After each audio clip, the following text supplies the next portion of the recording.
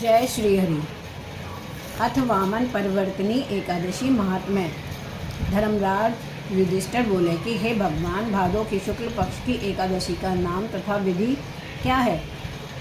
उस एकादशी के व्रत को करने से कौन सा फल मिलता है तथा उसका उपदेश कौन सा है, सो सब कहिए। श्री कृष्ण भगवान बोले कि हे राजेश, अब मैं अनेक पाप नष्ट करने वाली तथा अत्यंत में स्वर्ग देने वाली भादों की शुक्ल पक्ष की वामन नाम की एकादशी की कथा कहता हूँ। इस एकादशी को जयंती एकादशी भी कहते हैं। इस एकादशी की कथा से सुनने मात्र से ही समस्त पापों का नाश हो जाता है।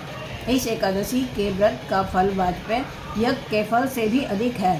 इस जयंती एकादशी की कथा से नीच पापियों का उद्धार हो जाता है। यदि कोई धर्मपरायण मनुष्य एकादशी के दिन मेरी पूजा करता है तो मैं उसे संसार का फल देता हूँ। जो मनुष्य मेरी पूजा करता है उसे मेरे लोक की प्राप्ति होती है।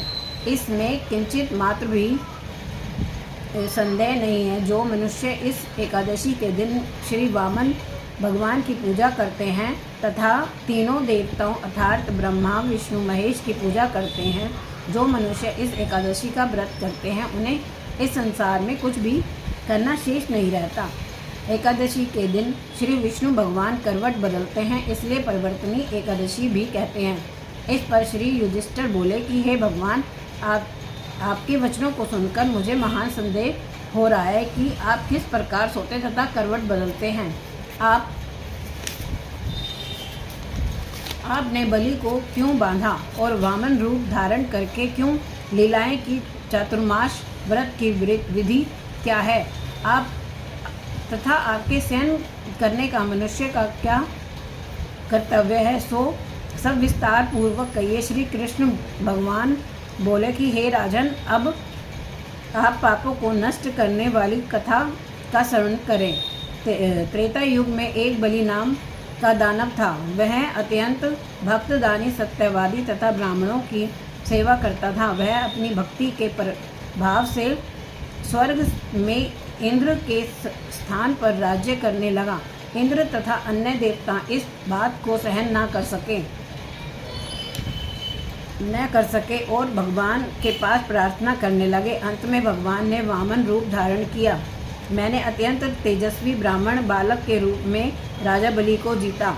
इस पर युधिष्ठिर बोले कि हे जनार्दन, आपके वामन रूप का धारण करके बलि को किस प्रकार जीता, सो सब विस्तार पूर्वक समझाइए। श्री कृष्ण भगवान बोले कि हे राजन, मैंने वामन का रूप धारण करके राजा बलि की याचनाएं की थी।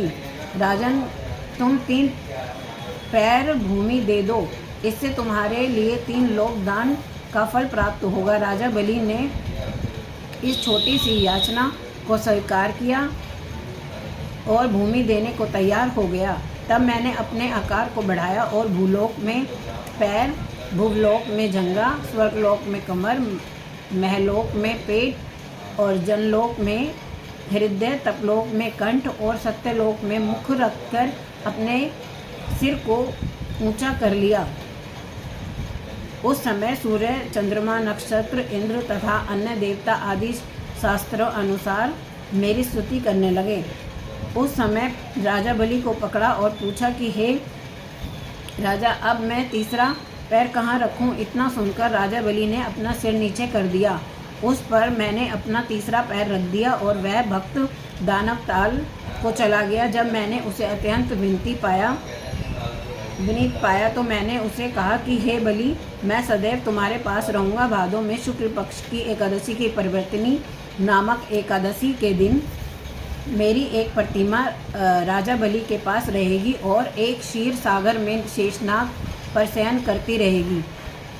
इस एकादशी को विष्णु भगवान सोते हुए करवट बदलते हैं।